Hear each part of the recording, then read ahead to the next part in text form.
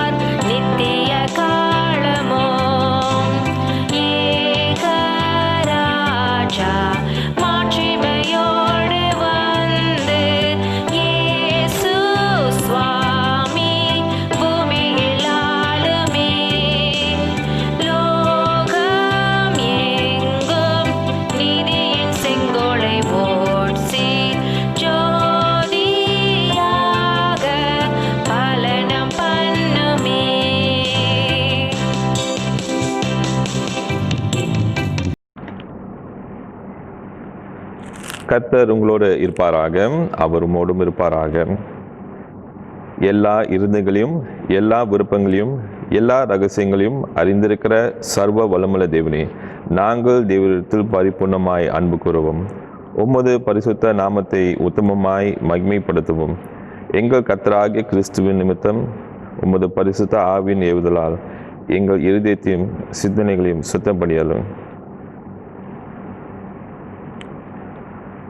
உன்னதத்தில் இருக்கிற தேவனுக்கு மகிமையும் பூமியிலே சமாதானமும் மனிதர் மேல் பிரியம் உண்டாவதாக. கர்த்தராகிய பராபரனே, பரமராஜாவே, சர்வத்துக்கும் வல்ல பிதாவாகிய தேவனே, உம்மை துதிக்கிறோம், உம்மை புகழ்கிறோம், உம்மை வணங்குகிறோம், உம்மை மகிமைப்படுத்துகிறோம். உமது சிறந்த மகிமை நிமித்தம் உமக்கு தோத்திரம் செலுத்துகிறோம். கர்த்தராய் இருக்கிற ஒரே குமாரனாகிய இயேசு கிறிஸ்துவே, கர்த்தராகிய பராபரனே, பிதாவின் சுதனே, உலகத்தின் பாவத்தை சுமந்து தீக்கிற தேவாட்டுக்குட்டியே, எங்களுக்கு இறங்கும். உலகத்தின் பாவத்தை சுமந்து தீக்கிறவரே, எங்கள் ஜெபத்தை ஏற்றுக்கொள்ளும். தேவனாகிய பிதாவின் வலது பரிசுத்தில் வீட்டிருக்கிறவரே, எங்களுக்கு இறங்கும். நீரே பரிசுத்தர், நீரே கர்த்தர், இயேசு கிறிஸ்துவே, தேவனின் ஒருவரே, பரிசுத்த ஆவியோடு தேவனாகிய பிதாவின் மகிமையிலே உன்னதமானவராயிருக்கிறீர். ஆமென். இப்போது நாம் வேதத்தை வாசிக்கலாம். இன்றைக்குள்ள வேத பாடம் மத்தியு 13வது அதிகாரம் வசனம் 24லேருந்து 30, தொடர்ந்து 36வது வசனத்திலிருந்து 43. Today's reading is from Matthew chapter 13 verse 24 to 30 and continued by verse 36 to 43. வேறொரு உவமையை அவர்களுக்கு சொன்னார். பரலோக ராஜ்யம் தன் நிலத்தில் நல்ல விதையை விதைத்த மனுஷனுக்கு ஒப்பாயிருக்கிறது. மனுஷர் நித்திரை பண்ணுகையில் அவனுடைய சத்துரு வந்து கோதுமைக்குள் களைகளை விதைத்துவிட்டு போயினான். பயிரானது வளர்ந்து கதிர்விட்ட போது களைகளும் காணப்பட்டது. வீட்டெஜமானுடைய வேலைக்காரர் அவனிடத்தில் வந்து, ஆண்டவனே, நீர் உமது நிலத்தில் நல்ல விதையை விதைத்தீர் அல்லவா? பின்னை அதில் களைகள் எப்படி உண்டானது என்றார்கள். அதற்கு அவன், சத்துரு அதைச் செய்தான் என்றான்.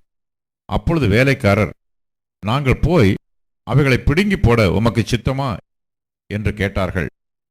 அதற்கு அவன், வேண்டாம், களைகளை பிடுங்கும்போது நீங்கள் கோதுமையையும் கூட வேரோடே பிடுங்காதபடிக்கு இரண்டையும் அறுப்பு மட்டும் வளரவிடுங்கள். அறுப்பு காலத்தில் நான் அறுக்கிறவர்களை நோக்கி, முதலாவது களைகளை பிடுங்கி அவைகளை சுட்டெரிக்கிறதற்கு கட்டுகளாக கட்டுங்கள், கோதுமையையோ என் களஞ்சியத்தில் சேர்த்து வையுங்கள் என்பேன் என்று சொன்னான் என்றார். அப்பொழுது இயேசு ஜனங்களை அனுப்பிவிட்டு வீட்டுக்கு போனார். அவருடைய சீஷர்கள் அவரிடத்தில் வந்து, நிலத்தின் களைகளைப் பற்றிய உவமையை எங்களுக்கு வெளிப்படுத்த வேண்டும் என்று கேட்டார்கள். அவர் பிரதியுத்தரமாக, நல்ல விதையை விதைக்கிறவன் மனுஷகுமாரன். நிலம் உலகம். நல்ல விதை ராஜ்யத்தின் புத்திரர், களைகள் பொல்லாங்கனுடைய புத்திரர். அவைகளை விதைக்கிற சத்துரு பிசாசு. அறுப்பு உலகத்தின் முடிவு, அறுக்கிறவர்கள் தேவதூதர்கள். ஆதலால் களைகளை சேர்த்து அக்கினியால் சுட்டெரிக்கிறது போல இவ்வுலகத்தின் முடிவிலே நடக்கும். மனுஷகுமாரன் தம்முடைய தூதர்களை அனுப்புவார். அவர்கள் அவருடைய ராஜ்யத்தில் இருக்கிற சகல இடரல்களையும் அக்கிரமம் செய்கிறவர்களையும் சேர்த்து அவர்களை அக்கினிச் சூளையிலே போடுவார்கள். அங்கே அழுகையும் பற்கடிப்பும் உண்டாயிருக்கும். அப்பொழுது நீதிமான்கள் தங்கள் பிதாவின் ராஜ்யத்திலே சூரியனைப் போல பிரகாசிப்பார்கள். கேட்கிறதற்கு காதுள்ளவன் கேட்க கடவன். Jesus told them another parable.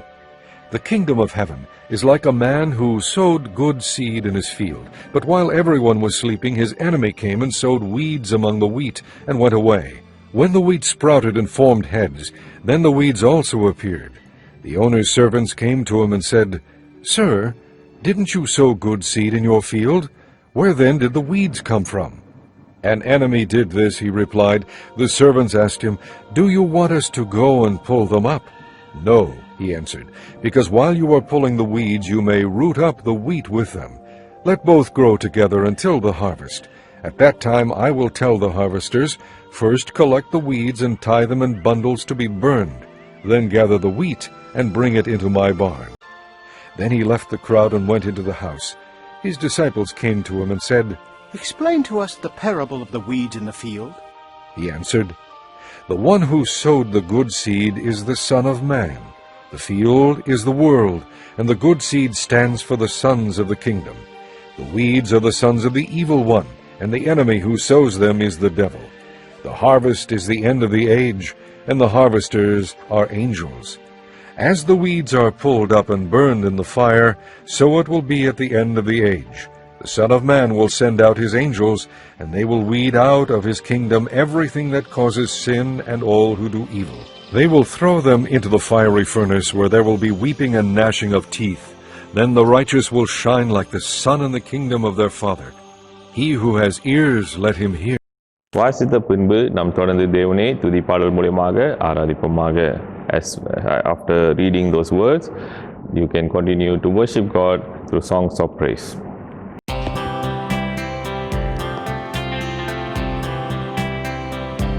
Blessed assurance, Jesus is mine. Oh, what a foretaste of glory divine, heir of salvation, purchase of God, born of His Spirit, washed in His blood. This is my story. This is my song, praising my Savior all the day long. This is my story, this is my song, praising my Savior all the day long. Perfect submission, perfect delight, visions of rapture now beside my side. Angels descending, bring from above echoes of mercy, whispers of love. This is my story, this is my song, praising my Savior all the day long. This is my story, this is my song, praising my Savior all the day long. Perfect submission, all is at rest. I in my Savior, I'm happy and blessed, watching and waiting, looking above, filled with His goodness, lost in His love. This is my story, this is my song, praising my Savior all the day long. This is my story, this is my song, praising my Savior all the day long. என்றும் உள்ளது. இந்த நாள் வரைக்கும் தேவன் நம் ஒவ்வொருவரையும் ஆசீர்வதித்து வந்த கிருபைக்காக, தயவுக்காக அவருக்கு நன்றி என்று சொல்லுவோமா? ஹல்லேலூயா. நன்றி என்று சொல்லுகிறோம் நாதா, நாவாலே துதிக்கிறோம் நாதா. நன்றி என்று சொல்லுகிறோம் நாதா, நாவாலே துதிக்கிறோம் நாதா. நன்றி இயேசு ராஜா, நன்றி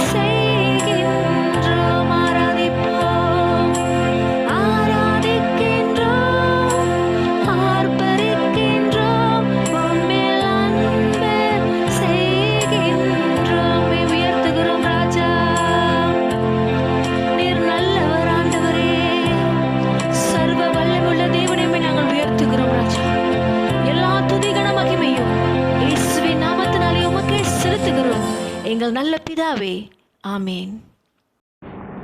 இப்பொழுது நாம் தேவனுடைய வசனத்தை தியானிப்போமாக. Let us continue to reflect on God's word today. ஜெபம் செய்வோம். Let us pray. எங்களோடு பேசுகிற தேவனே, உமக்கு நாங்கள் நன்றி செலுத்துகிறோம். உம்முடைய சத்திய வார்த்தையை நீர் எங்களுக்கு அனுப்பி எங்களையே நீர் ஆண்டவரே புதுப்பிக்கிறீர். எங்களை சரியான வழியிலே நீர் எங்களை வழி நடத்துகிறீர். எங்களுக்கு ஆறுதலை தருகிறீர். எங்களை பலப்படுத்துகிறீர். எங்களை கண்டிக்கிறீர். ஆண்டவரே, நாங்கள் உடைய வார்த்தையை கேட்டு அதன்படி நடக்க எங்கள் உள்ளத்தில் நீர் கிரியை செய்வீராக. இயேசு கிறிஸ்துவின் நாமத்தினாலே ஜெபிக்கிறோம். ஆமேன்.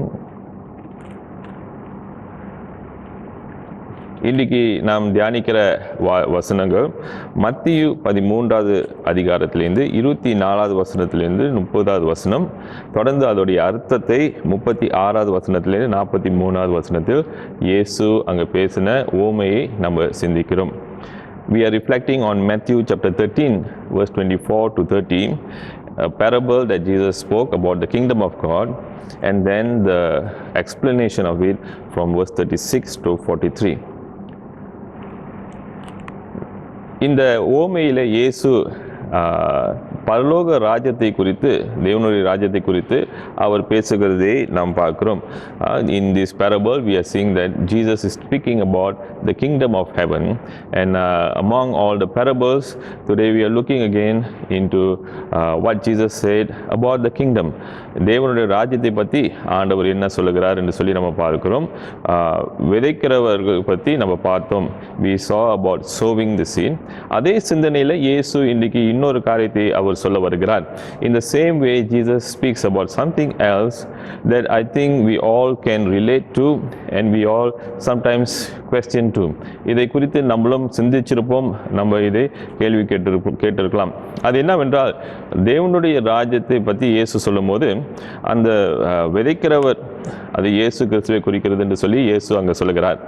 அப்படி விதைக்கும் போது அந்த ராத்திரியிலே வேலைக்காரர்களெல்லாம் தூங்கி கொண்டிருக்கும் போது அங்கே சத்துரு வந்து அவன் அங்கே களைகளை அவன் விதைச்சிட்டு போகிறதை நம்ம பார்க்கிறோம். In the parable that we see about sowing again, that here in this parable Jesus is saying the sower, which is of course Jesus himself, as we see the explanation later, is sowing, and after the workers were asleep during the night, the enemy comes and sows the wheat. இதை இப்படியாக அவர்கள் அந்த அதை அறியாமல் இருக்கிற ஒரு நேரத்தில் அது அப்படியாக வளர்ந்து வருகிறது. And the harvest they didn't know, and then they see it was time for our harvest. As it grows, அப்படியாக பார்க்கும்போது என்ன நடக்கிறது, அங்கே கோதுமையும் இருக்கிறது, அங்கே களைகளும் அங்கே இருக்கிறது என்று சொல்லி நம்ம பார்க்கிறோம். And then they realize there is wheat and there's also wheat amongst it. அப்படியாக இருக்கும்போது அங்கே வேலைக்காரர்கள் கேட்குறார்கள், போய் நம்ம பிடுங்கி எடுத்துருவோமா? So the workers ask, should we go and take it away?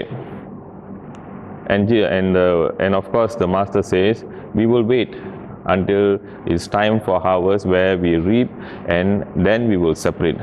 But அங்கே அந்த எஜமான் என்ன சொல்லுகிறார், அங்கே நம்ம காத்திருப்போம். அங்கே ஒரு காலம் வரும்போது அறுவடை செய்யும் போது அங்கே அப்பொழுது நம்ம பிரித்து எது நம்மளுக்கு தேவை, எது அங்கே அக்கினியில் போடப்படும் என்று சொல்லி அப்போது நம்மளுக்கு நம்ம அதை செய்வோம் என்று சொல்லி அங்கே சொல்லுகிறார். இதை இயேசுகிட்ட அந்த சீஷர்கள் கேட்கும் போது இயேசு அங்கே விளக்கத்தை கொடுக்கிறதே நம்ம அந்த வசனத்தில் வாசிக்கலாம். And Jesus explains the parable that Jesus is the sower. இயேசு தான் அங்கே விதைக்கிறார் பரலோகத்தின் ராஜ்யத்துடைய வார்த்தையை. அங்கே அந்த கோதுமம் எதை குறிக்கிறது என்றால் தேவனுடைய ஜனங்கள் ராஜ்யத்தின் பிள்ளைகளை குறித்து அங்கே நம்ம பார்க்கிறோம். The wheat are the people or the children of the kingdom. அதே போல் அந்த களைகள் அது சத்ரு விதைத்த விதைகள் என்று சொல்லி நம்ம பார்க்கிறோம். And the wheat are from the evil one. And the harvest, அந்த அறுவடை செய்கிறது அது கடைசி காலம் என்று சொல்லி நம்ம பார்க்கிறோம். அங்கே ஒரு ஜட்ஜ்மெண்ட், தெர் இஸ் ஜட்ஜ்மெண்ட், அக்கினி அங்கே தீர்ப்பு வர்ற நேரத்தில் அங்கே இது நடக்கும் என்று சொல்லி இயேசு அங்கே சொல்லுகிறார் என்று நம்ம பார்க்கிறோம். அப்போ நம்ம சிந்தித்து கொண்டு இருக்கும்போது நம்ம இன்றைக்கு இந்த காலத்தில் நம்ம இதை குறித்து நம்ம பார்க்கும்போது நம்ம என்ன சொல்லுவோம் என்றால், ஏன் கடவுள் இந்த உலகத்தில் நன்மையும் இருக்கிறது ஆனால் தீமையும் இருக்கிறதுன்னு சொல்லி நம்ம பார்த்து ஏன் கடவுள் இதை விட்டு வைக்கிறார்? One of the bigger question or the larger question that we ask today is why God allows evil. There is good and there is evil, and it seems as though a person can choose to be evil or good without, there are consequences. தீமை செய்கிறவர்கள் அவர்களுக்கு அங்கே அவர்கள் தவறான பாதையில் போகும்போது அவர் விழுகிறதை நம்ம அறிந்திருக்கிறோம். ஆனால் சில சமயத்தில் அது தீமை செஞ்சாலும் பரவாயில்ல என்று சொல்லி வாழ்கிற ஒரு வாழ்க்கையை கூட நம்ம பார்க்கிறோம் அல்லவா? We also see that those who are involved in evil and as though they have no consequences, as though they are living without consequences. So then we are confused. அதனால் நம்ம அங்கே என்ன நடக்கிறது என்றால், நம்ம குழப்பத்தில் நம்ம கேட்கிறோம், ஆண்டவர் ஏன் இப்படியாக விட்டு வைக்கிறார்? Why is God allowing some evil in the world?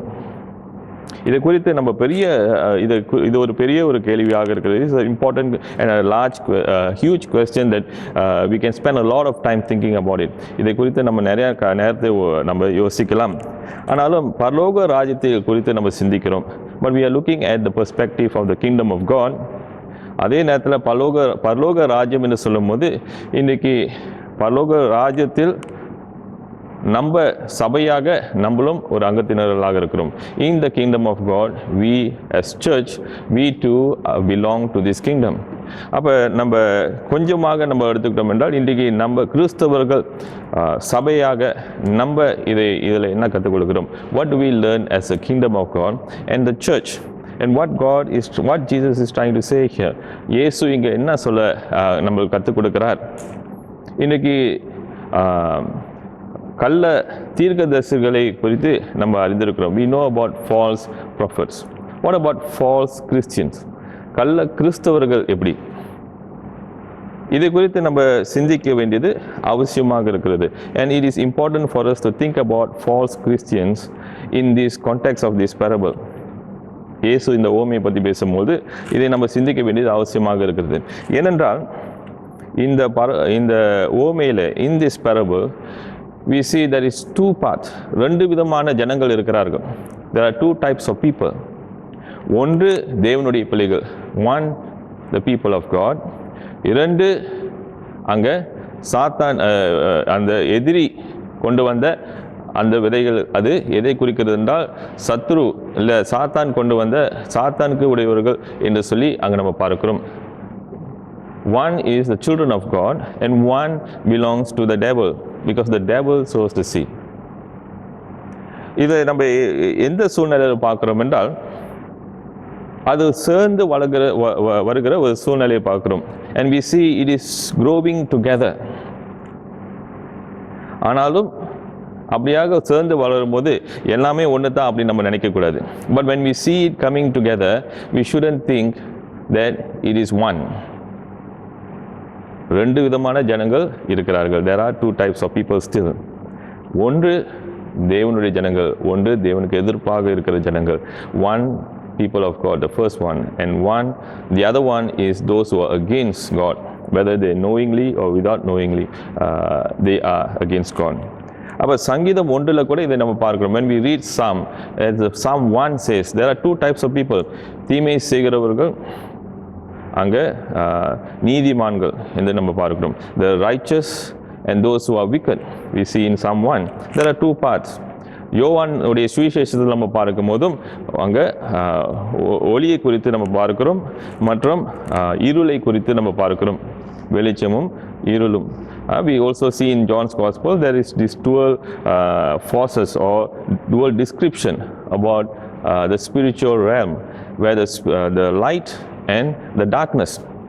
இப்படியாக இருக்கும்போது இங்கேயும் இயேசு அங்கே சொல்கிறது என்னவென்றால், தேவனுடைய பிள்ளைகளும் அங்கே கலைகளாக இருக்கிற அந்த சத்ரு கொண்டு வந்த ஜனங்கள் என்று சொல்லி அங்கே நம்ம பார்க்கிறோம்.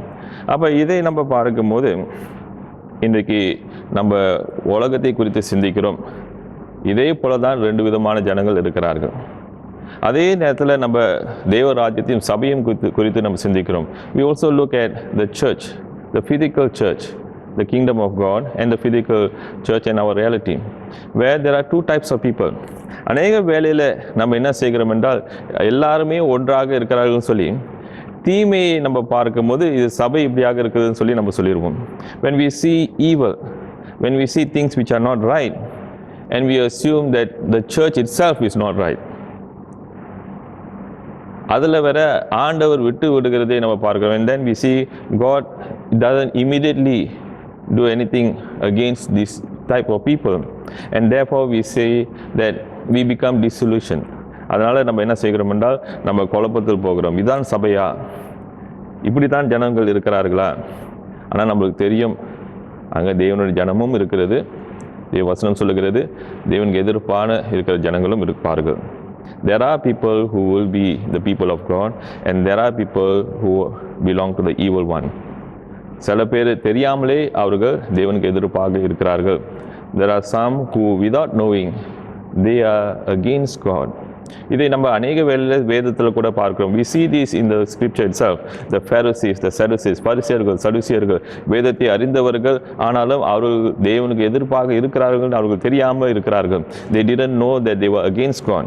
அப்போ இப்படியாக சிந்திக்கும் போது இன்னைக்கு ரெண்டு வழி இருக்கிறது. There are two types of people, two ways. இது அப்படியாக சேர்ந்து வரும்போது நம்ம எல்லாமே ஒன்றுன்னு நம்ம நினைக்கக்கூடாது. We cannot think all as one. Of course we do not know which is which sometimes. அதனால் எது கோதுமை எது அங்கே கலையாக இருக்கிறது சொல்லி சில சமயம் நமக்கு தெரியாமல் இருக்கலாம்.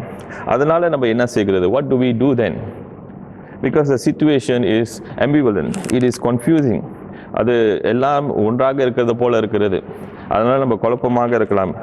ஆனாலும் அங்கே இயேசு நம்மளுக்கு என்ன சொல்ல வருகிறார் என்றால் கடைசியில் ஒரு தீர்ப்பு வரும். There will be judgment in the end. அங்கே தான் ஆண்டவர் ரெண்டையும் பிரிக்கிறார். In judgment God separates the two.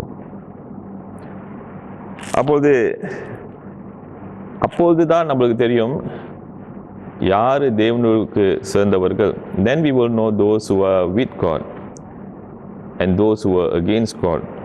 ஆண்டவருக்கு எதிர்ப்பாக இருந்தார்கள் இருந்த கூட்டத்தையும் அப்பொழுது நம்ம அறிந்து கொள்வோம். அப்போ இன்றைக்கு நம்ம என்ன சொல்லுது? நம்ம what do we do now? What do we say now? ஆண்டவர் நம்மளுக்கு என்னத்தை சொல்ல இருக்கிறார்? ஏனென்றால் இது ஒரு போராட்டமாக இருக்கும். இது நம்ம கடந்து செல்கிற ஒரு காரியமாக இருக்கும். This is sometimes our struggle, isn't it? Something is challenging and we do not know what to do sometimes. We are tempted to judge people. நம்ம ஒருத்தரை நம்ம அவர்கள் ஜட்ஜ் பண்ணுற ஒரு சூழ்நிலைக்கு வருவோம். ஆனாலும் அங்கே நம்ம எச்சரிக்கையாக இருக்க வேண்டியது அவசியமாக இருக்கிறது. We need to be careful, but we do not immediately judge people very fast. ரொம்ப சீக்கிரமாக மற்றவங்களே குற்றம் சாட்டுறதுக்கு முன்னால் நம்ம என்ன செய்ய வேண்டும் என்றால் ஆண்டவர் நம்மளுக்கு என்ன சொல்லியிருக்கார்? What Jesus teaches. ஒன்று மத்திய 7வது அதிகாரத்திலே 15வது வசனத்திலும் 20வது வசனத்தில் நம்ம பார்க்கலாம். In Matthew chapter 7 verse 15 to 20 Jesus says, a tree is recognized by its fruits. ஒரு மரம் அதோடைய கனியை குறித்து பார்த்தா நம்மளுக்கு தெரியும் அது என்ன மரம் என்று சொல்லி இயேசு அங்கே நம்மளுக்கு சொல்லுகிறார். அப்போ ஒருத்தர் வாழ்க்கையில் அவர்கள் கனியை பார்த்து நம்ம அறிந்து கொள்ளலாம் அவர்கள் எங்கே போய் கொண்டு இருக்கிறார்கள், எங்கே அவர்கள் கால் வைத்து கொண்டு இருக்கிறார்கள். We will know a person by the fruits of their lives, where they are heading to, where they are involving themselves to. ஆனாலும் நம்மளுடைய வேலை என்ன? We continue to teach. நம்ம ஆண்டவர் வசனத்தை இன்னும் நம்ம சொல்லுகிறோம், அதை விதைக்கிறோம். We continue to sow. அதே நேரத்தில் இயேசுவை அங்கே காத்திருக்கிறார். 29வது வசனம் 30வது வசனம் நம்ம பார்க்கிறோம். மத்திய 13 in Matthew 13 verse 29-30 that there is a time to wait. Be patient. It is not ours. It is not our duty to see who is who. யார் இப்படியாக இருக்கிறார்கள், யார் தேவனுக்குரியவர்கள் என்று சொல்லி நம்ம சொல்கிறதுக்கு இல்லை. அது கடவுளுடைய வேலையாக இருக்கிறது. ஆனாலும் நம்ம செய்ய வேண்டியது பொறுமையோடு நம்ம விதைக்கிறோம். We become patient and we sow and we continue to be faithful to God. நம்ம ஆண்டவருக்கு உண்மையாக இருக்க வேண்டும். ஒரு நாள் ஆண்டவர் முன்பாக நம்ம எல்லாரும் போய் நிற்க வேண்டும். And we all will go and stand before God. ஆனாலும் மூன்றாவதாக கடைசியாக இதில் நம்ம என்ன கற்றுக்கொள்ள வேண்டும் என்றால் what we really need to, the third point that I would like to actually emphasize here is where are we? நம்ம எங்கே இருக்கிறோம்? நம்ம தேவனுடைய ஜனமாக இருக்கிறோமா, இல்லை நம்ம ஆண்டவருக்கு எதிர்ப்பாக இருக்கிறோமா? இது ஒரு முக்கியமான கேள்வி. It is important for us to ask, where are we? Are we the children of God? Are we against God? சில சமயத்தில் நம்மளுக்கே தெரியாமல் இருக்கலாம். Sometimes we do not know. நம்ம நினைக்கலாம் நம்ம கடவுளுக்கு உடையவர்கள். Sometimes we think about ourselves that we are belonging to the kingdom of God. மத்தேயு 7:21 ஆண்டவர் சொல்கிறார், ஆண்டவர் கர்த்தாவே கர்த்தாவே ஆண்டவர் ஆண்டவர்னு சொல்லுகிறவர்கள் ஆண்டவர் சில சமயத்தில் எனக்கு உன்னை தெரியாதுன்னு சொல்லிடுவாருன்னு சொல்லி அங்கே எச்சரிக்கிறதை நம்ம அறிந்திருக்கிறோம். We know that Jesus warned that not everyone who says Lord Lord, especially in Matthew chapter 7 verse 21 we see that not everyone who says Lord Lord God will accept them. Even if they were doing miracles, அவர்கள் ஊழியம் செய்யலாம், அதிசயங்களை செய்யலாம், ஆனாலும் ஆண்டவர் என்னை உன்னை தெரியாது என்று சொல்லிடுவார் என்று சொல்லி அங்கே நம்ம பார்க்கிறோம். And God says, I would not know you, I do not know you, even with all the ministries and miracles that you have done. அது நம்மளுக்கு என்னத்தை காண்பிக்கிறது என்றால், ரொம்ப முக்கியமாக நம்ம இன்றைக்கு எங்கே இருக்கிறோம்? And that is the most important question that we need to ask. And where are we? Are we the wheat or are we the wheat? நம்ம கோதுமையாக இருக்கிறோமா, இல்லை களைகளை போல நம்ம இருக்கிறோமா? களைகளை விதைத்தது சாத்தான். The one that sowed the wheat is Satan. And what does Satan does? What does Satan do? சாத்தான் என்ன செய்கிறான்? அவன் தடை செய்கிறவன், அவன் அழிவை கொண்டு வருகிறவன். Satan brings hurdle, he brings destruction. அவன் ஆண்டவருக்கு எதிர்ப்பாக இருக்கிறவன். He works against God's plans and what God wants. அப்போ இப்படியாக இருக்கும்போது இன்னொரு இடத்துல கலாத்தியர் 5:19-21 கூட நம்ம பார்க்கலாம். In same way we see in Galatians chapter 5 verse 19-21 the people who will not inherit the kingdom of God. யார் தேவனுடைய ராஜ்யத்துக்கு பிரவேசிக்க மாட்டார்கள் என்று சொல்லி பவுல் சொல்கிறார். அப்போ இன்றைக்கி கேள்வி என்னவென்றால், நம்ம கேட்க வேண்டியது என்னவென்றால், நான் கள்ள கிறிஸ்தவனா இல்லை உண்மையான கிறிஸ்தவனா? Am I a false Christian or am I a true believer of God? அங்கேருந்து நம்ம ஆரம்பிக்க வேண்டியது அவசியமாக இருக்கிறது. And it is important for us to think about that and reflect on that because we need to belong to the kingdom of God. ஆண்டவர் ராஜ்யத்துக்கு உடையவர்களாக நம்ம இருக்க வேண்டும். நாம் ஜெபம் செய்வோமாக. Let us pray. கிருபை நிறைந்த தேவனே, உம்முடைய வார்த்தை மூலியமாக நீர் எங்களை வழி நடத்துகிறீர். இன்றைக்கு இந்த பேசின வார்த்தை எங்கள் உள்ளத்தில் இழந்துவீராக. இயேசு கிறிஸ்து நாமத்தால் ஜெபிக்கிறோம். ஆமென். தொடர்ந்து இந்த வேளையிலே நாம் ஜெபம் செய்வோம். Let us continue to pray at this moment. முதலாவதாக நம்ம சபைகளுக்காக ஜெபம் செய்வோம். We pray for all churches. அநேக சபைகள் இந்த சபைகளை அவர்கள் ஆராதனை தொடங்குகிறார்கள். We know that many churches have started services. We pray for the safety. அவர்களுடைய பாதுகாப்புக்காக நம்ம ஜெபம் செய்வோம். மற்றும் தொடர்ந்து சபை தலைவர்களுக்காக நாம் ஜெபம் செய்வோம். We continue to uphold the leaders of the church and pray for them that all right decisions will be made. சரியான சிந்தனையோடு ஆண்டவர் சித்தத்தின்படி அவர்கள் முடிவெடுக்க நாம் ஜெபம் செய்வோம். தேசத்துக்காகவும் நாம் ஜெபம் செய்வோம். We also pray for our nation that the nation will be led in the right path. சரியான வழியிலே அது நடத்தப்பட வேண்டும் என்று சொல்லி தலைவர்கள் தேவனுக்கு பயந்து இருக்க வேண்டும் என்று சொல்லி நாம் ஜெபம் செய்வோம். நம்மளுடைய சமுதாயத்துக்காக ஜெபம் செய்வோம். We pray for our community. We continue to pray for the safety of everyone. எல்லாருடைய பாதுகாப்புக்காக ஜெபம் செய்வோம். கஷ்டப்படுறவர்கள் துன்பப்படுறவர்கள் நம்ம அறிந்திருக்கலாம். We also know those who are struggling. Whoever that you may know, you can pray in your own way for that person. யார் உங்களுக்கு தெரிஞ்சவர்கள் யாராக இருந்தாலும் கஷ்டப்படுறவர்கள் அவர்களுக்காக ஜெபம் செய்வோம். அது அவசியமாக இருக்கிறது. மற்றும் தொடர்ந்து சுகமில்லாதவர்களுக்காகவும் நாம் ஜெபம் செய்வோம். We also pray for those who are not well. We know many are not well. We uphold them in our prayer. May God continue to bring His healing hands upon everyone. ஆண்டவர் சுகமளிக்கிற கரத்தை சுகமில்லாதவர்கள் மேலே அவர் சுகத்தை தர வேண்டும்னு சொல்லி நாம் ஜெபித்து ஒப்பு கொடுப்போமாக. ஜெபம் செய்வோம். Let us pray.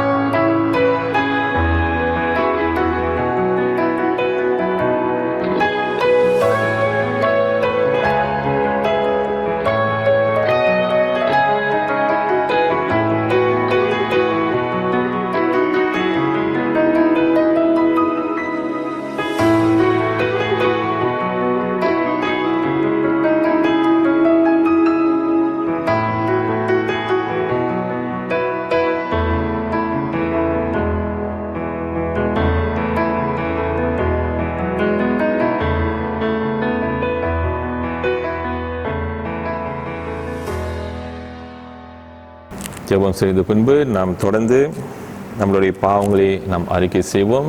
We'll continue to confess our sins as we come to the Lord. நம்முடைய பாவங்களிலிருந்து நம்மை ரட்சிக்கவும், பரலோகத்தில் பரிந்து பேசவும், நமக்கு நித்திய ஜீவனை அளிக்கவும் கடவுள் தமது ஒரே பிரான குமாரராகிய இயேசு கிறிஸ்துவை தந்து உலவாய் உலகத்தை அன்பு கூர்ந்தார். எனவே கடவுளுடைய கற்பனைகளை கைக்கொண்டு எல்லாரோடும் அன்போடும் சமாதானத்தோடும் வாழ்வோம் என்று உறுதியோடும் மனஸ்தாபத்தோடும் விசுவாசத்தோடும் நமது பாவங்களை அறிக்கை செய்வோம். பாவ அறிக்கையின் ஜெபம். The prayer of confession. சர்வ வல்லமுள்ள கடவுளே, எங்கள் பரமபிதாவே, உமக்கு விரோதமாகவும் எங்கள் அயலாருக்கு விரோதமாகவும் நினைவினாலும் வார்த்தையினாலும் செயலினாலும் தீமையானவர்களை செய்ததினாலும் நலமானவர்களை செய்யாதினாலும் அறியாமையினாலும் பலவீனத்தினாலும் எங்களுடைய துணிவினாலும் பாவம் செய்தோம். எங்களுடைய எல்லா பாவங்களுக்காகவும் மெய்யாக மனஸ்தாபப்பட்டு மனம் திரும்புகிறோம்.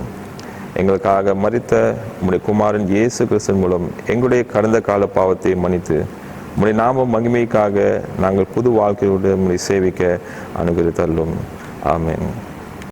தமிழத்தில் உண்மையாய் மனம் திரும்புகிற யாவரையும் மன்னிக்கிற சர்வ வல்லமுள்ள கடவுள் நம்மளுடைய ஆண்டவராகிய இயேசு கிறிஸ்துவின் மூலம் உங்களுக்கு இறங்கி உங்கள் பாவங்கள் எல்லாவற்றையும் மன்னித்து அவர்களிருந்து உங்களை விடுதலையாக்கி சகல நன்மைகளுக்கு உங்களை உறுதிப்படுத்தி நிலைநிறுத்தி உங்களை நித்திய ஜீவ கரைக்குள் சேர்ப்பாராக. ஆமீன். கர்த்தரின் ஜெபத்தை நாம் சேர்ந்து ஜெபிப்போம். Let us pray the Lord's Prayer together. பரமண்டல இருக்கிற எங்கள் பிதாவே, உம்முடைய நாமம் பரிசுத்தப்படுவதாக, உம்முடைய ராஜ்யம் வருவதாக, உம்முடைய சித்தம் பரமண்டலே செய்யப்படுவது போல பூமியிலையும் செய்யப்படுவதாக. ஆண்டவரே, எங்கள் அப்பத்தை எங்களுக்கு இன்று தாரும். எங்களுக்கு விரோதமாய் குற்றம் செய்கிறவர்களுக்கு நாங்கள் மன்னிக்கிறது போல எங்கள் குற்றங்களை எங்களுக்கு மன்னியும். எங்களுடைய சோதனைக்குள் பிரவேசிக்கப்படாமல் தீமை நின்று எங்களை ரட்சித்துக் கொள்ளும். ராஜ்யமும் வல்லமையும் மகிமையும் என்றைக்கும் உம்முடையவைகளே. ஆமீன். ஆசீர்வாதம். The blessing. எல்லா புத்திக்கும் மேலான தேவ சமாதானம் உங்களோடு இருந்து நீங்கள் தேவனையும் அவருடைய குமாரனாகிய நம்முடைய நாதர் இயேசு கிறிஸ்துவையும் பற்றிய அறிவிலும் அன்பிலும் நிலைத்திருக்கும்படி உங்கள் இருதயத்தையும் சிந்தனையும் காக்க கடுவது பிதா குமாரன் பரிசுத்த சர்வ வல்லமை பொருந்த தேவனுடைய ஆசீர்வாதம் உங்களுக்குள்ளே இருந்து எப்போதும் உங்களோடு நிலைத்திருக்க கடுவது. ஆமீன். சமாதானத்தோடு போய் ஆண்டவரை சேவிங்கள். Go in peace and serve the Lord in the name of Christ. Amen.